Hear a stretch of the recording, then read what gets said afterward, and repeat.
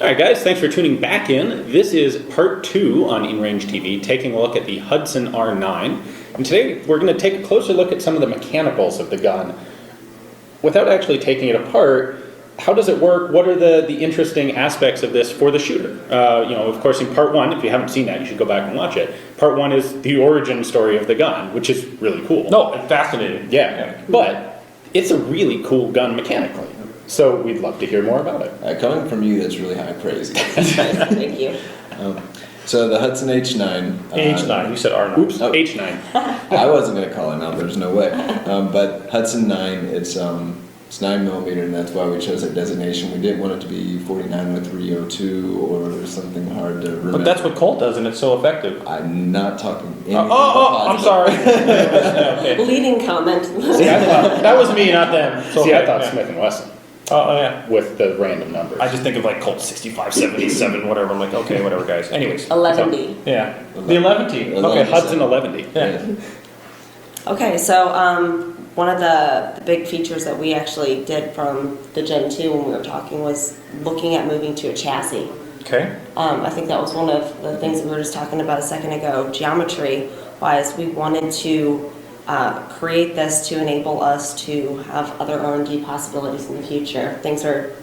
Sorry, go ahead. So tell me what the difference is between a frame and a chassis. Okay, so frame, or rails, Okay. are on there. Frame is also the serialized portion of the firearm. The ATF requires you to classify that as a firearm. Legally speaking, the frame is then the gun. Right, Absolutely. and that's the bit, my understanding is that's the bit that contains the magazine, is the serialized part?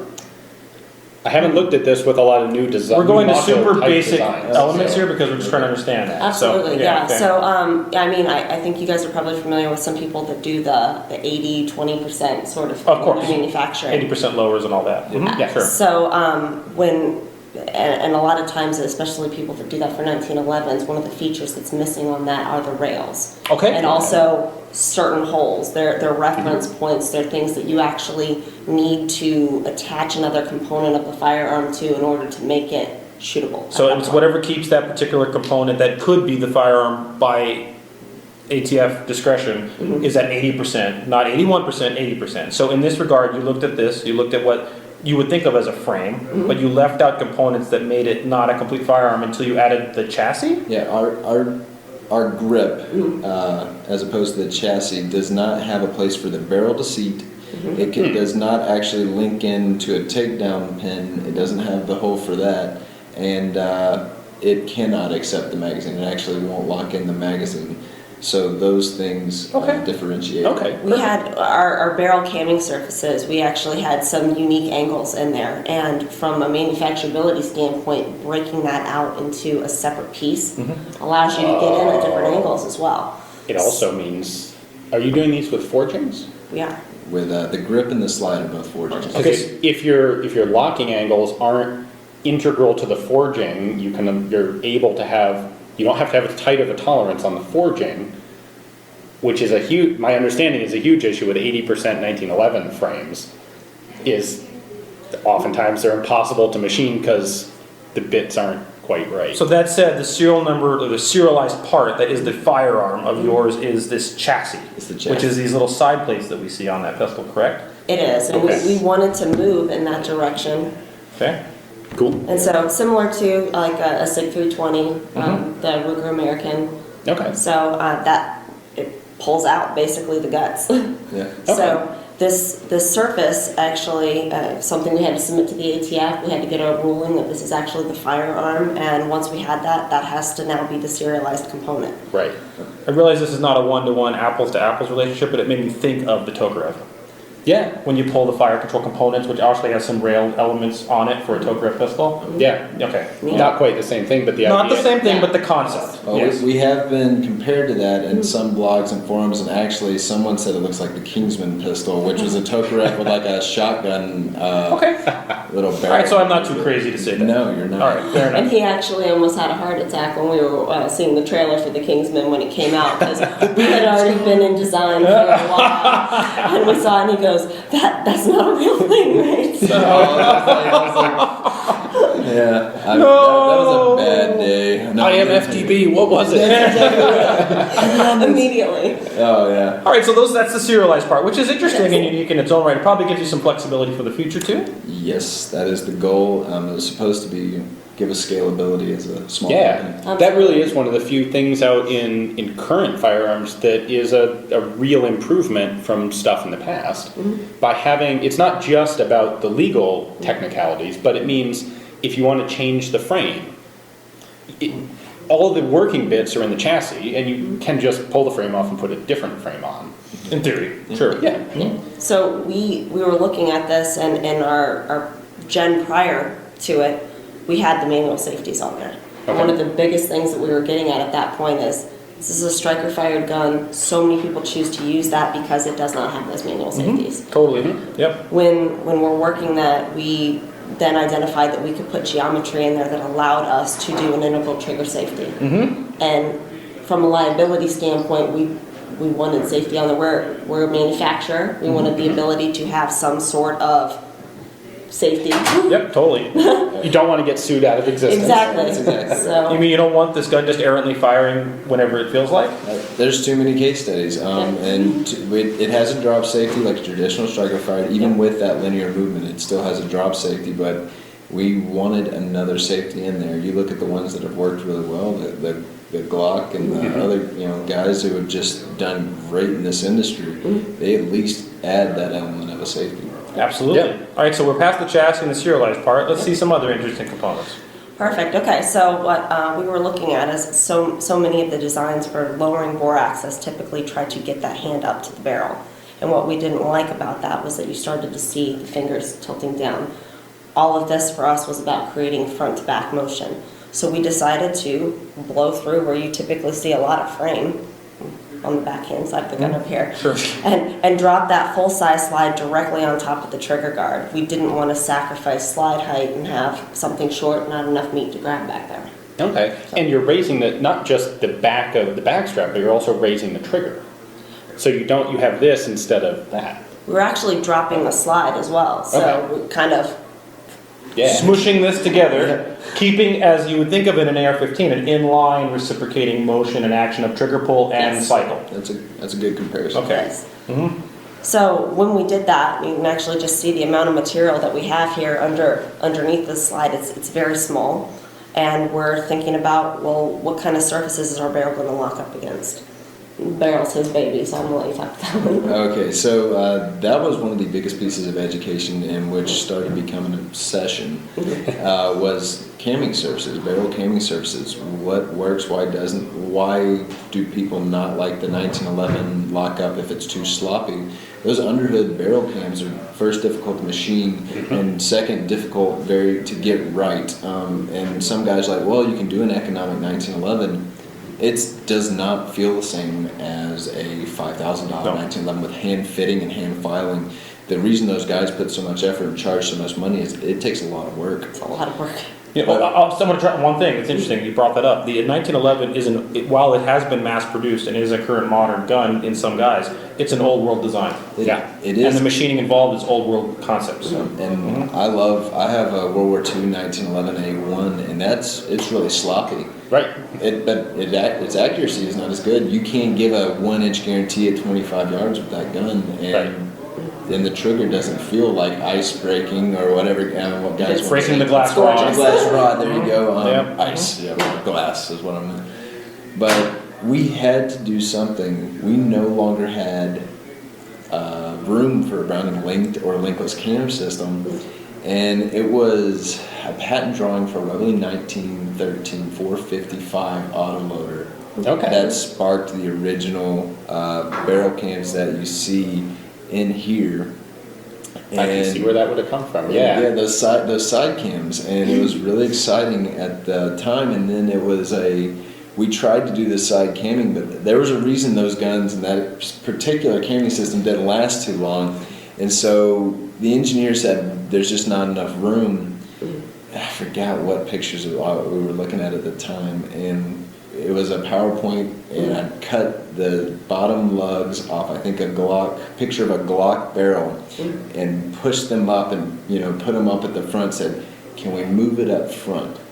Okay. And that's where we started. And then the bottom surfaces of the pistol are basically back whenever we started nerding out. I think it was from Gen 2 to Gen 3. We said, well, how about this? Check out the Smith & Wesson 39 or the 5906, and let's invert those cams. So you were going Okay. to show us something, Lauren? Oh, so actually that front surface, we decided Above the to. table. Okay. Right? Yep. I've had it over here all day. So that front surface, we actually decided to rest in front of the trigger guard now on our takedown. Okay. So that's that big, beefy locking lug up there Right. that's serving as a front surface, and it makes our tolerancing actually gets looser because what we were able to do with the front surface of our barrel, it became a ramp, meaning that all it had to do in a circular locking lug is come and rest into the lockup. So our Okay. lockup goes in right there, and with the barrel head cam, that front surface, and then the front of the barrel, it's a very repeatable lockup with looser tolerancing, which was Nice. the challenge. Which improves the accuracy. That's Right. And it makes it more manufacturable from. Oh, it's a win-win in that regard. Absolutely. Yeah. And then the recoil spring is actually below that. Is that correct? It is. So as soon as we moved this forward, we realized that we ran out of room for a recoil spring. An as important well. component. Yeah. And Cy goes, well, let's just move that down too. So Sure. we're sitting there and whining Netflix and thinking that actually from a physics standpoint makes more sense. You've got this recoil impulse that you've now lowered. You're going to create less torque about your wrist because you're coming in down here. You're Okay. coming in lower on your grip when you're extended out. So, some people are trying to word it as, okay, you guys are reducing recoil. We're not trying to. It's a recoil operated gun. But we are trying to change the characteristics of recoil to make as many of those forces feel to the shooter like they're happening in that front to back motion from the direction of the trigger pull and from where that recoil springs. Again, back to that inline concept you see, I come back to it, but back to the AR-15. This is all in a straight motion. There's none of this up and down or left and right or whatever that changes that inertial feel as the gun fires, right? Yes. Yeah. Repeatable shot process and Uh-huh. getting your front sight back as soon as possible. And I think talking about, as we did in the first part of this, early on having non-firearm engineers involved, I think a lot of gun people would have looked at this and said, well, we can't have stuff down here. We don't have stuff under the slide. But in reality, you don't lose anything. You don't need to have this space empty. You can put stuff down here. So take advantage of that opportunity. You just reminded me, I'd like to say thank you for, I think it was the Bergman Bayard or one of the early Bergmans that you had patent drawings on, because I had to do a prior patent review with one lawyer and they said, this looks like a spring or something in front of the trigger guard, and I was like, okay. I had to look through and look at that old-timey writing and I was like, oh, no, we're good. I took out the language and I was like, okay, and thank you for making all that stuff accessible. Oh, So, pleasure. Little plug and a genuine thanks, because whenever we did that recoil spring, we knew that the profile was going to be so different. We have gotten that reaction this past week and seeing people be like, they better have a real damn good reason for making it look like that, and we do. Although some people are excited, they think they want to see it in Judge Dredd and all that kind of stuff. Oh, yeah, sure, absolutely. Sure, yeah. So on that note, let's go back to the physical characteristics. What's the it's an ambidextrous gun, or how does that work? So the slide stops are truly ambi, but we have a reversible mag release now. Okay, so you can make that left or right-handed by Absolutely. preference. What about the grips? The grip panels or the grip itself? The panels. Panels. Okay, so Sorry. those are slimline, and that's to keep the grip surface down, 1.24 inches. I think we covered in the last video, but I'm gonna say it in this one again. A single stack, my single stack 9mm 1911 that I've carried for a while is 1.3 inches side to side, and a Glock 19 is 1.18, and we're at 1.24, only 0.06 inches wider. And our slide is actually thinner than a Glock's, which is, I believe, at 1.12 or 1.18. Yet with the capacity of 15 plus 1. 15 plus 1, Yes. 9 Okay. millimeter. And What- with a yoke around the magazine. Yeah. Oh, nice. What about the weight of the gun in general? It's 34 ounces. Okay. And so, Most people have been picking up, asking, is it aluminum? What alloy is it? So it is forged steel. It's weird. It looks bigger than it feels. Yes. yeah, fair enough. So 34 ounces, compare it to guys, SIG 229, SIG 226, CZ 75 SPO1 is actually heavier at 38 ounces, but the last two, the SIGs are right at 34 ounces, and those are aluminum frames. So we're actually proud of our baby for losing all that baby weight and coming down. From this, yeah, absolutely. They come to 34 ounces for what it ended up being. Fantastic. So we've got some footage of Ian and I actually shooting this at the booth the other day. We're going to splice it in right here. Okay. Wow, that's controllable. The height might be real. That feels really good. His chance is next.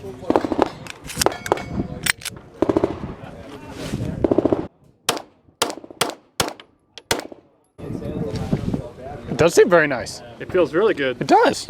Anyway, I mentioned this, I don't remember when I mentioned, I may be repeating myself, but when I first came off the firing line, I fired, I don't remember, 6, 7, 8 rounds. So I didn't get a lot of trigger time, but enough to get an opinion, or at least a quick opinion. And the gun, immediately what came to me is it seemed like the aggregate of the parts, the sum of the parts is what made this gun interesting and nice. So there's nothing necessarily specifically new, but how they implemented old ideas in this elegant package turned it into something that is now better than the sum of those parts. That was my impression.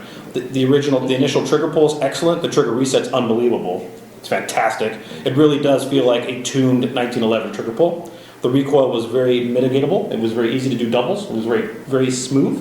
It's very svelte, and I said that earlier, but what is important about that is, one, is it feels good in your hand, but secondarily, if you were to carry this as a concealed carry pistol, that width matters more than the length or the weight. That width is the most important component of a concealed carry pistol. And it matters a lot more than this width. This width doesn't matter. It doesn't hurt anything. I did not get a chance to stuff it in my pants. They wouldn't let me. However, I have a feeling that's going to appendix carry very well, which is my preference, but any other in the waistband carry position should be fine. If you could do a 1911, this is going to be way better than that.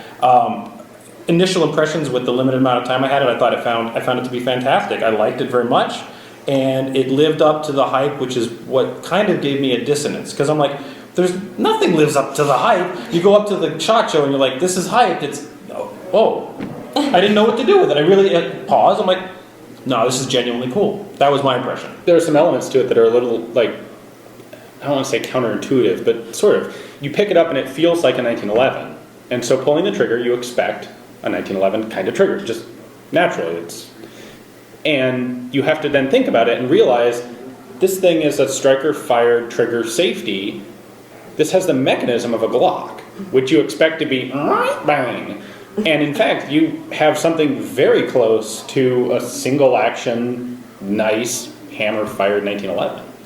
It's a remarkable combination, and you really have to think about it to realize, wow, I just assumed it was a 1911 trigger because it feels like one and the grip feels like a 1911. You know, one of the things when you talk about a polymer pistol and then they break in and you use a typical, service pistols or whatever, the trigger is, I mean, you can do things to make them better, but a stock polymer frame pistol's trigger is usually acceptable.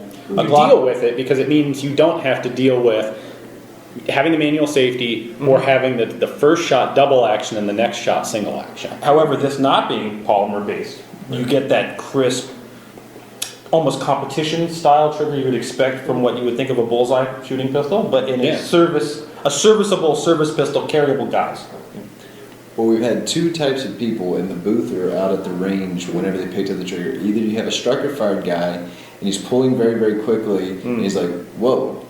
Or he's like, something's weird about it. I'm not quite sure. But for the custom 1911 guys, that's been a very interesting conversation because I said, all right, so do you customize? Absolutely. They're like, there's creep. There's absolutely creep. No, well, and I'll say minimal. I would say minimal. Well, but that becomes a complaint because you pick it up and it feels like a tuned 1911 trigger, and you're like, this isn't quite a perfect 1911 trigger. No. And you have to then go back and realize this is a Glock trigger. But the sear face, the sear block face, we're going to put it out there. We designed it from the ground up for the 1911 guy who's like, it has to be like a glass rod breaking.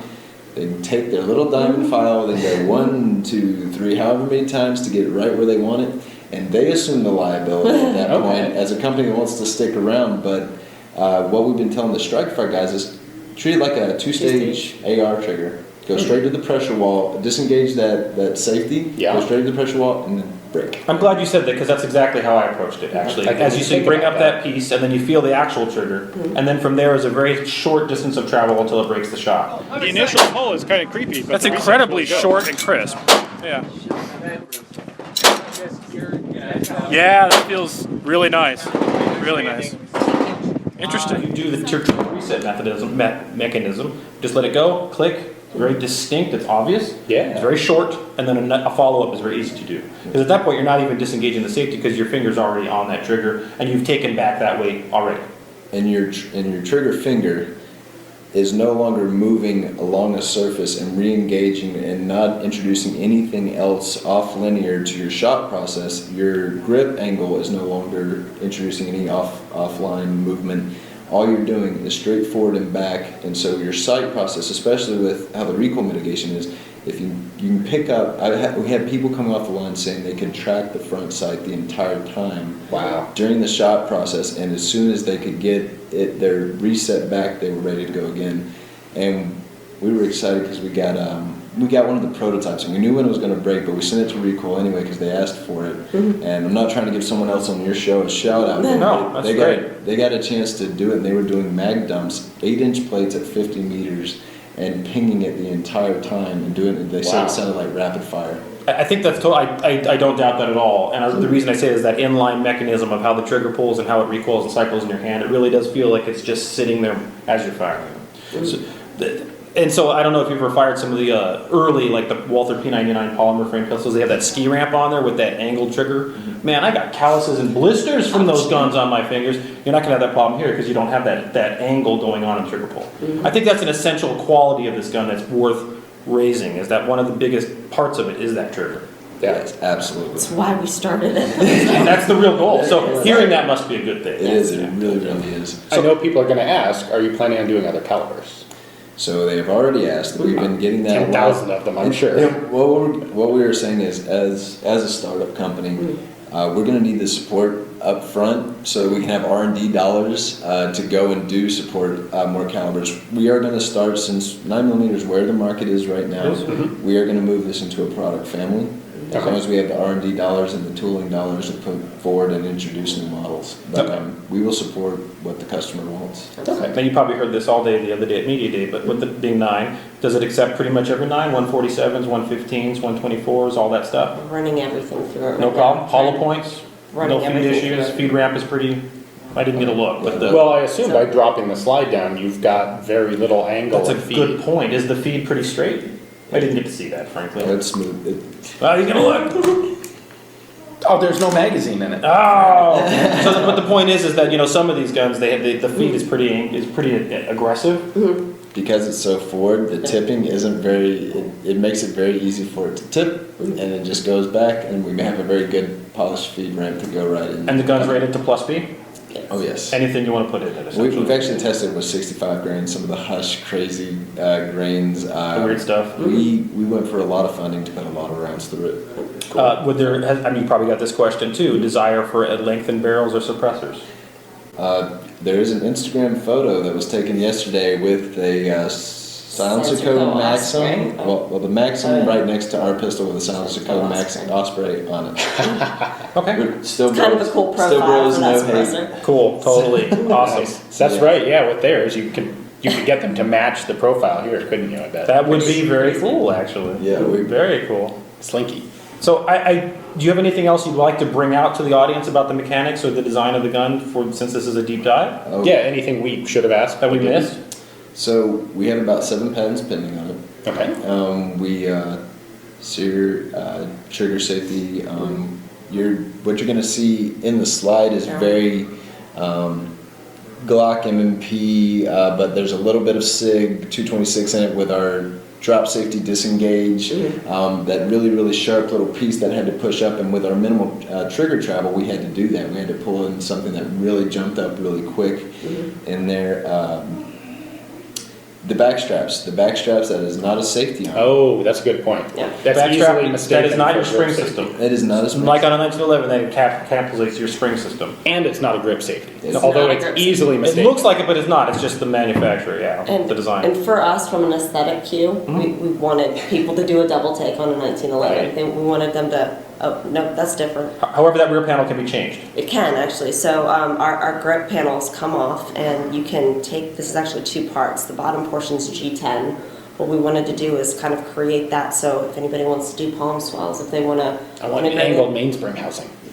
Whatever fits their Absolutely. hand. That's Yeah, it. sure, absolutely, or what they're used to. So that's part of the customizability of the gun. A Hogue overmold if you have them big vehicles. can always get bigger. Can Oh yeah, always- we forgot about that, so I'm glad you brought that up. Anything, look, sights, what are those sights that are on there? They look like something standard. They're Trijicon HD front sights, Okay. and it's an M&P cut in the front. Okay, so you could put whatever kind of M&P sights you prefer on this gun. So we'll Not call- on the rear. Okay, Not on the so, rear. but it's an M&P front cut on the front And and on the back. back. So the Oh, tooling already interesting. exists for these site makers to get out there and do their cutter path, real easy in those dovetails. They already know how to do the dovetails.